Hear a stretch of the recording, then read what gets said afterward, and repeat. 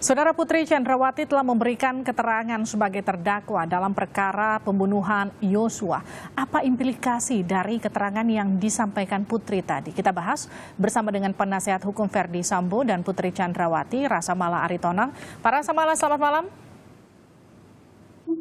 Selamat malam.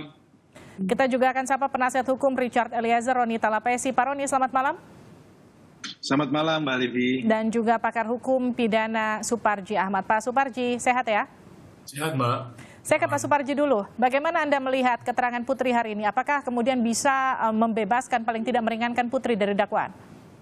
Ya, pertama bahwa keterangan terdakwa merupakan satu alat bukti di 184 KUHP. Ya. Kemudian yang kedua bahwa keterangan terdakwa tadi itu akan menjadi salah satu pertimbangan majelis hakim untuk mengambil suatu putusan. Nah, yang ketiga bahwa keterangan terdakwa tadi bisa memberatkan atau kemudian meringankan. Akan berimplikasi meringankan sekiranya bahwa apa yang disampaikan adalah sebuah kejujuran, sebuah ketulusan, tidak berbelit-belit, mengakui kesalahannya, menyesali perbuatannya, dan tidak akan lagi melakukan perbuatan tersebut. Sedangkan yang memperberat sekiranya bahwa yang disampaikan adalah itu tidak kooperatif atau kemudian mempersulit dan apa yang disampaikan tidak logis. Nah, kalau kita cermati dari apa yang disampaikan oleh Ibu PC di dalam persidangan kali ini, dalam konteks agenda keterangan terdakwa, ada beberapa hal yang kemudian memang menjadi keterangan yang patut disangsikan. Ya, misalnya soal tadi bahwa ketika terjadi tembak-menembak, dia dijemput oleh suaminya dalam kamar, tidak menanyakan apa yang terjadi di luar itu. Tadi kan hakim seolah-olah kemudian menyaksikan, tidak manusiawi, tidak bertanyakan soal itu gitu loh ya. Kemudian yang kedua bahwa tadi disampaikan juga berkaitan soal dugaan sebuah korban pelecehan seksual, tetapi kemudian tidak melakukan visum dan lain sebagainya. Nah, pada sisi yang lain juga dipertanyakan sebuah korban pelecehan seksual, reaksinya adalah yang paling utama sebuah rasa malu tadi. Tidak ada rasa marah yang kemudian bermaksud misalnya melaporkan atau kemudian mengungkap perkara tersebut, tetapi yang bersangkutan menyatakan bahwa ini ada rasa malu sehingga kemudian tidak menceritakan kepada siapapun, termasuk akhirnya kepada suaminya dicerita dan tidak menduga terjadi peristiwa ini. Yang pada sisi yang lain yang cukup menarik adalah tentang apa yang disampaikan oleh majelis hakim bahwa apa yang terjadi di Magelang sebuah ilusi saja tadi itu saya kira hal-hal yang menarik yang menjadi catatan. Tapi lagi-lagi nanti itu akan menjadi pertimbangan majelis hakim itu, Mbak. Ya. Oke, saya ke Pak Rasamala. Itu adalah sejumlah catatan yang dianggap menarik dari persidangan tadi oleh Pak Suparji. Tanggapan Anda, Pak Rasamala? Ya, pertama begini, apa yang disampaikan Bu Putri Chandrawati adalah keterangan secara faktual apa yang dialaminya ya terkait dengan peristiwa yang terjadi di tanggal 7, kemudian terkait juga dengan peristiwa yang terjadi di tanggal 8. Motif terjadinya peristiwa di tanggal 8 disampaikan bahwa kejadian perkosaan atau kekerasan seksual yang di tanggal 7 yang dialami langsung. Secara detail sebenarnya tadi tidak disampaikan pada persidangan yang sifatnya terbuka, karena sebelumnya sudah disampaikan dalam persidangan tertutup. Jadi detail soal bagaimana terjadi peristiwa itu sudah disampaikan dan itu termuat di dalam berita acara perkara gitu. Nah, dalam persidangan-persidangan sebelumnya, keterangan yang disampaikan oleh Bu Putri sudah dikonfirmasi akurasi validitasnya ya, soal kredibilitas keterangan itu lewat keterangan apsifor, psikolog forensik yang menyampaikan bahwa keterangan tersebut disampaikan kredibel, ya, secara kredibel. Jadi bukan hanya keterangan Bu Putri saja, tetapi juga dikonfirmasi lewat sejumlah asesmen pengujian soal keterangan tersebut. Memang kacamata kita melihat dalam konteks bagaimana peristiwa kekerasan seksual terjadi, itu tidak mungkin pakai kacamata seorang laki-laki, itu sulit saya pikir.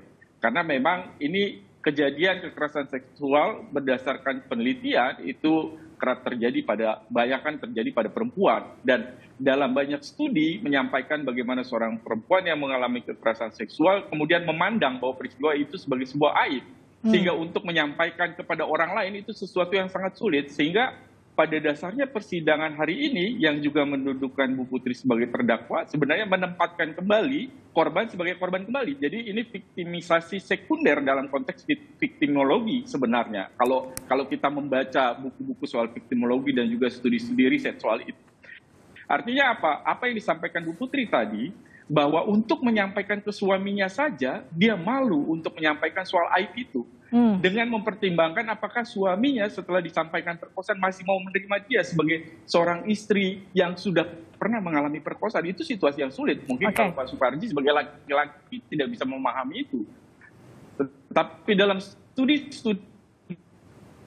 soal kekerasan yang terjadi pada perempuan itu yang hampir dialami oleh semua peristiwa oleh korban-korban perempuan. Sekali lagi saya catat ini korban perempuan. Gitu. Baik. Nah sekali lagi sebenarnya catatan persidangan ini antara lain banyak informasi yang disampaikan yang harusnya itu pada sidang tertutup karena memang sifatnya sangat personal dan sekali lagi ini viktimisasi sekunder, double viktimisasi korban yang sudah menjadi korban dalam perkosaan kemudian ditempatkan lagi sebagai korban dalam pemeriksaan persidangan ini yang disaksikan oleh begitu banyak orang yang mengungkap aib dia. Tadi dia sudah sampaikan itu sebagai aib. Dan ketika jaksa menanyakan bahwa mengapa tidak menunjukkan soal lebam di paha kirinya, di kaki kirinya, untuk menyampaikan saja beliau sudah sulit begitu. Sampai kemudian bisa menceritakan detail saja itu sudah upaya yang menurut yang bersangkutan itu upaya yang sudah luar biasa yang bisa disampaikan. Baik, tapi kan tadi ada Begitu. pernyataan dari, baik Pak Rasamala, ini tadi ada pernyataan dari Bu Putri yang menyatakan ia tidak mengerti kenapa ia harus jadi tersangka. Seperti yang tadi Anda katakan sudah jatuh tertimpa tangga.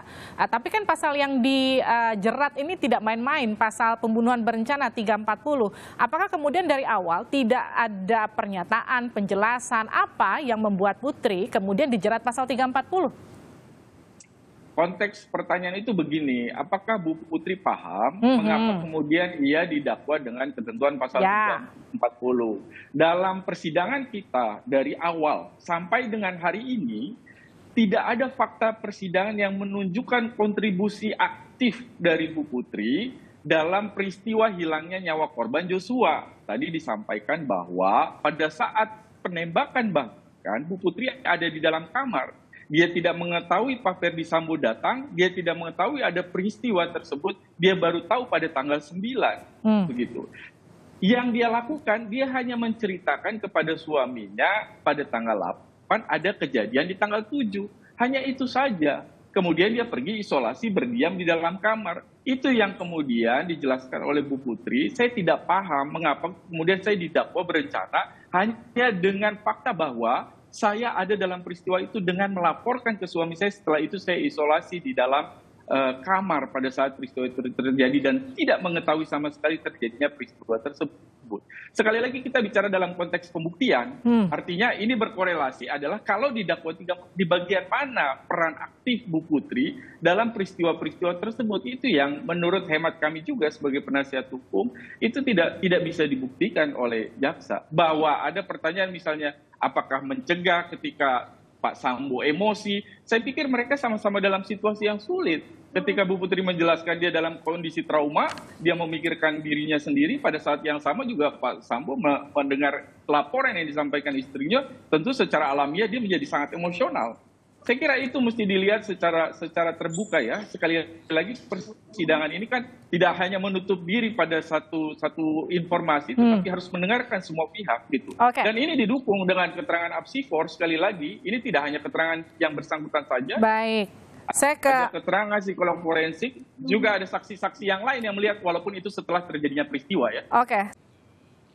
Selamat menunaikan ibadah sholat maghrib untuk Anda yang berada di wilayah Jakarta dan sekitarnya. Kita masih berbincang bersama dengan sejumlah kuasa hukum. Dari Richard Eliezer ada Roni Talapesi, dari Putri Chandrawati dan Ferdi Sambo ada Rasamala Aritonang, juga ada pengamat hukum pidana Suparji Ahmad.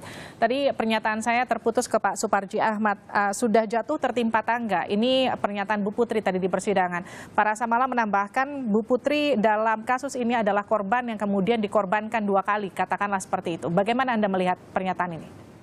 Ya, pertama pernyataan tersebut tentunya patut dihargai ya sebagai sebuah derita reaksi ya atas derita lahir dan batin dari Bu PC ya. Kemudian yang kedua, pernyataan tersebut betul adanya sekiranya memang bahwa pelecehan seksual terjadi dan kemudian yang bersangkutan tidak terlibat dalam konteks pembunuhan berencana. Tetapi sebaliknya, pernyataan tersebut akan menjadi suatu hal yang memberatkan sekiranya pelecehan seksual itu tidak terbukti, setidaknya hakim tidak yakin akan adanya pelecehan seksual dan kemudian tidak logis ketika kemudian tidak ikut atau kemudian tidak terlibat dalam konteks pembunuhan berencana. Jadi menurut saya ini akan kembali kepada keyakinan dari majelis hakim apakah kemudian menggunakan logika tentang persesuaian fakta-fakta berdasarkan alat bukti yang ada dalam persidangan atau kemudian melihat secara material berdasarkan keyakinan yang terbentuk dengan logika-logika yang terbangun. Nah, pada sisi yang lain saya kira cukup menarik adalah ketika Ibu PC ditanya kenapa saudara jadi tersangka atau tidak. Mestinya jawabannya tadi itu seperti Bang Rasa Mala tadi, bahwa sebetulnya dia telah mengalami sebuah double kriminalisasi tadi itu. Tetapi ketika kemudian menjawab dia tidak tahu sama sekali, ini seolah-olah kan kemudian mengabaikan tentang proses perjalanan persidangan. Tapi lagi-lagi mungkin itu punya strategi tersendiri. Namun demikian bahwa itu akan menjadi penilaian majelis hakim bagaimana seorang terdakwa tadi berkooperasi atau kooperatif dalam proses pemeriksaan tadi itu. Oke, saya ke Pak Roni. Pak Roni, dari pernyataan Bu Putri hari ini, adakah yang kemudian menurut Anda memberatkan klien Anda? Iya, kalau kami lihat kan terjadinya, kalau disampaikan kan pelecehan, kalau kita lihat bahwa ada ahli yang menyampaikan bahwa harusnya terjadi kegoncangan mental ya. Tetapi kan di fakta persidangan kan disampaikan bahwa ketika dari Magelang tidak mau satu mobil, tetapi kenapa dari rumah Saguling ke rumah Duren 3 mau satu mobil, itu yang jadi pertanyaan dari majelis hakim. Kemudian juga pun ditanyakan oleh jaksa penuntut umum terkait dengan kemudian ke lantai 3 yang bersama Kuat Maruf. Dan juga itu kan dipertegas juga sama majelis hakim ketika ditunjukkan CCTV. Di situ kalau kita lihat di persidangan, CCTV itu ditunjukkan itu saudara Putri Candrawati memanggil Kuat Maruf, ada gerakan tangan gitu. Ini kan yang dibantah oleh saudara Putri Candrawati kan. Tapi ya kalau kita melihat bahwa peristiwa yang ada di lantai 3 ini kan, itu kan disampaikan oleh Putri Candrawati persidangan hari ini kan dia bicara dengan Verdi Sambo kan, kemudian sampaikan bahwa nanti akan dipanggil klarifikasi. Nah ini yang sebenarnya kalau kita lihat bahwa peristiwa pidana yang ada di rumah Saguling rangkaiannya sudah ada, Mbak Livi. Seperti itu, Mbak. Oke, tapi kan ini juga di dalam persidangan Putri juga menyebut tak perintahkan Eliezer untuk mengantarkan senjata. Ya, itu yang kali dari awal kan kita sudah sampaikan kan bahwa keterangan dari Kuat Maruf sudah sampaikan juga bahwa bersama Eliezer lewat tangga tengah. Tetapi jadi pertanyaan kan kenapa tidak ada di CCTV kan? Kalau kita lihat di persidangan kemudian juga hakim sampaikan kan kalau CCTV ini tercecer, Mbak Livi. Jadi sebenarnya sudah terungkap, Mbak Livi. Termasuk Putri yang menyatakan tidak melihat Eliezer di momen penembakan di Duren 3. Ya, saya pikir bahwa ketika ada ada PS, kemudian ada lihat lokasi di rumah Duren 3 dengan situasi rumah yang ruang tamunya tidak terlalu besar, saya pikir majelis hakim bisa melihat ya Pak. Kemudian kan faktanya kan terlihat bahwa selongsong peluru itu ada di mana-mana, tuh rekoset ada. Kemudian ya itu nanti jadi penilaian hakim lah, Mbak Livi. Oke, saya ke Pak Rasa Mala. Ini juga kemudian jadi pertanyaan ketika masyarakat menonton Bu Putri menyatakan bahwa ia tidak melihat adanya jasad Yosua, padahal posisi kamar itu tidak terlalu berjauhan, pintu setengah terbuka, kata beberapa terdakwa di persidangan, dan juga tidak bertanya soal adanya penembakan. Ini sama dengan apa yang kemudian diceritakan Bu Putri terhadap Anda, Pak Rasa Mala? Saya kira mesti diklarifikasi begini, pada saat setelah terjadi penembakan itu, sebelum terjadi penembakan itu, Bu Putri kan masuk ke dalam kamar, sesuai fakta persidangan ya, masuk ke dalam kamar, kemudian dia berganti baju. Kalau ganti baju kan nggak mungkin pintunya itu dibuka. Gitu loh. Jadi pintu itu dalam keadaan tertutup, terkunci. Kemudian beliau beristirahat pada saat itu, tidur karena memang keadaan badannya tidak fit begitu. Nah, kemudian pada saat beliau berbaring, terdengarlah suara letusan tembakan tersebut. Jadi pada saat peristiwa itu terjadi, pintu dalam keadaan tertutup. Itu jelas itu fakta persidangan dan juga berkesesuaian dengan saksi-saksi yang lain.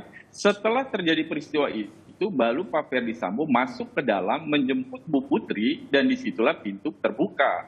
Kemudian membawa Bu Putri, cara membawanya adalah dengan membekap Bu Putri ke dada Pak Ferdi Sambo. Maksud Pak FS dalam keterangannya adalah untuk menghindari jangan sampai Bu Putri bisa melihat bagaimana kejadian yang ada di luar. Memang dia tidak mau memperlihatkan kejadian yang ada di luar kepada Bu Putri. Sehingga ketika Bu Putri keluar lewat dapur, beliau sama sekali tidak melihat bagaimana situasi di ruang tamu pada saat beliau melewati itu. Jadi dia dituntun dengan dibekap kepalanya ke dada Pak Ferdi Sambo sehingga tidak bisa melihat keadaan sekitar. Baru dibuka setelah keluar di garasi. Disitulah masuk ke mobil begitu. Jadi ada beberapa hal yang memang harus dilihat secara kontekstual. Kalau tadi kita bicara dalam konteks dakwaan ini adalah 340, yaitu tuduhan bahwa adanya rencana untuk menghilangkan nyawa Joshua, yang menjadi pertanyaan di bagian mana kontribusi Bu Putri dalam tujuan tersebut. Karena faktanya dalam persidangan Bu Putri hanya naik ke lantai 3 di Saguling, bertemu dengan suami, melaporkan kejadian di tanggal 7, setelah itu pergi isoman dan berdiam di dalam kamar. Begitu. Jadi artinya tidak mungkin satu kesimpulan nanti ditarik melompat gitu, logikanya melompat, tiba-tiba dia menjadi peserta dalam pembunuhan tersebut. Itu logical fallacy saya pikir dalam konteks pembuktian perkara dalam apalagi kalau nanti sampai dihukum. Oke, ini pertanyaan terakhir untuk Anda Pak Rasamala. Pernyataan Bu Putri hari ini di persidangan apakah cukup untuk meyakinkan hakim untuk meringankan hukumannya nanti? Saya kira apa yang disampaikan Bu Putri hari ini adalah fakta atau keterangan apa adanya yang memang itu yang sudah dialami oleh beliau. Dan keterangan itu terutama soal kejadian apa yang terjadi di tanggal 7 itu sudah dikonfirmasi lewat keterangan apsifor yang dibuktikan. Sekali lagi saya mau bilang bahwa psikolog forensik yang dihadirkan itu bukan oleh penasihat hukum, tetapi oleh jaksa penuntut umum yang diminta oleh penyidik untuk melakukan asesmen.